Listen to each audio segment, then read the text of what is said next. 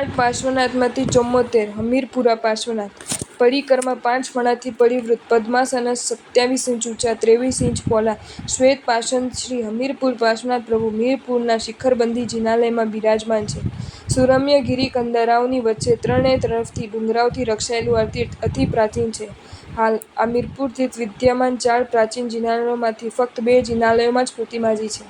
વિક્રમ સંવત 808માં દેવડા હમીરે આ નગર વસાવ્યું હતું અને એના નામ પરથી હમીરપુર નામથી આ નગર પ્રસિદ્ધ થયું તેમ કહેવાય છે. હમીરના ઘરે દેવી આવવાથી તેના વંશજો દેવડા કહેવાયા. આ વિસ્તારમાં 12મા 13મા સૈકા પહેલાં પણ દેવડા રજપૂતોની વસ્તી હોવાનું પ્રાપ્ત થતાં કેટલાક પ્રમાણો આ નગરની સ્થાપના સંબંધી ઉપરોક્ત હકીકતનું સમર્થન કરે છે. અહીંના મજબૂત લડાયક કિલ્લાનો ખ્યાલ કરાવતું હમીરગઢ પણ આ નગર માટે પ્રસિદ્ધ બન્યું. 1200 વર્ષથી પણ વધુ પ્રાચીન આ ગામમાં જીન પ્રાસાદોનું નિર્માણ ક્યારે અને કોના દ્વારા થયું તે જાણી શકાયું નથી. શ્રીમંત અને ધર્મપ્રેમી શ્રાવકોની વિપુલ વસ્તી હોવાનું એક પ્રાચીન ગ્રંથની પ્રશસ્તિ પરથી અનુમાન કરી શાક્ય છે. અહીંના વિદ્યમાન મંદિરોમાંથી પ્રાપ્ત થતા 13મા 14મા અને 16મા સૈકાના શિલાલેખો આ જીન મંદિરોની પ્રાચીનતા સંબંધી માત્ર થોડા અંગુલી નિર્દેશ કરે છે. પાર્શ્વચંદ્ર ગચના શ્રી પાર્શ્વચંદ્ર સુરીનો સંવત 1537માં હમીરપુરમાં જન્મ થયો. તે 1567માં કુતુબપુરા તપાગછિયા સૌભાગ્યનંદ સૂરીએ આ નગરમાં શ્રી મૌન એકાદશીની કથા રચી હતી. આ બધા ઉલ્લેખો આ નગરીના ધાર્મિક અને સાંસ્કૃતિક વૈભવ પર પ્રકાશ ફેંકે છે. આ જિનાલયના મૂળનાયક 16મા સૈકા પહેલાં શ્રી જીરાવલા પાર્શ્વનાથના નામે પ્રસિદ્ધ હતા.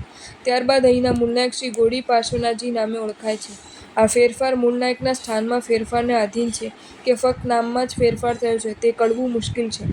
અહીંના એક શિલાલેખ પર મળતા જગન્નાથ પ્રાસાદે શબ્દોથી આ પ્રતિમાજી શ્રી જગન્નાથ પાર્શ્વનાથના નામથી પણ પૂર્વે ઓળખાતા હોય તેવું અનુમાન કરી શકાય. કાલક્રમે આ પ્રાચીન નગર દુશ્મની આક્રમણનો ભોગ બન્યું, પણ પછી ભૂલાયેલું આ તીર્થ સિરોહીના શ્રાવકોના દ્રષ્ટિપથ પર આવ્યું. આ તીર્થના જીર્ણોદ્ધાર અને પ્રસિદ્ધિના તેમણે પ્રયત્નો આદર્યા. સંવત 1995માં આ જિનાલયના જીર્ણોદ્ધાર કાર્યનો પ્રારંભ થયો. સિરોહીની શેઠ કલ્યાણજી પરમાનંદજીની પેઢીએ આ તીર્થનો વહીવટ સંભાળી લીધો. ત્યારથી આ તીર્થ વધુ પ્રકાશમાં આવતું જાય છે.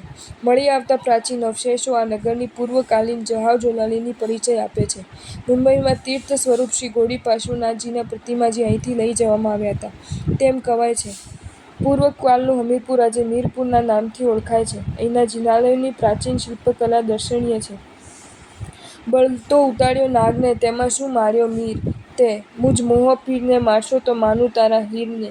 મીરપુર નિવાસી હે પ્રભુ તું વીરને વળધીર છે. શ્રી હમીરપુરા પ્રભુ પાર્શ્વને ભાવે કરું હું વંદના. પુરુષાદાની અરહત પાર્શ્વનાથ ચરિત્ર ભાગ 4 સ્વપ્નલક્ષણ પાઠકોને આમંત્રણ આપીને બોલાવીને કહે છે. બેસાડીને હાથમાં ફળ ફૂલ લઈને વિશેષ વિનયપૂર્વક સ્વપ્નલક્ષણ પાઠકોને આ પ્રમાણે કહે છે. હે દેવાનુપ્રિયો, નિશ્ચિતપણે આજે વામાદેવીએ તથા પ્રકારની ઉત્તમ શય્યા ઉપર શયન કરતા અર્ધનિદ્રા અવસ્થામાં આ જાતના 14 મહાસ્વપ્નો જોયા છે. જોઈને તે જાગૃત થઈ. તે સ્વપ્ન ગજ, વૃષભ વગેરે છે. હે દેવાનુપ્રિયો, તે ઉદાર 14 મહાસ્વપ્નોનું શું કલ્યાણકારી ફળ વિશેષ હશે? તે પછી તે સ્વપ્નલક્ષણ પાઠકો અશ્વસેન રાજાથી પ્રસ્તુત વૃત્તાંતને જાણીને જો તમને આ વિડીયો ગમ્યો હોય તો આ વિડીયોને લાઇક કરો અને શેર કરો અને આવા જ નવા વિડીયો જોવા માટે જૈન ફેક્ટ્સ એન્ડ સ્ટોરીઝની ચેનલને સબસ્ક્રાઇબ કરો. ધન્યવાદ.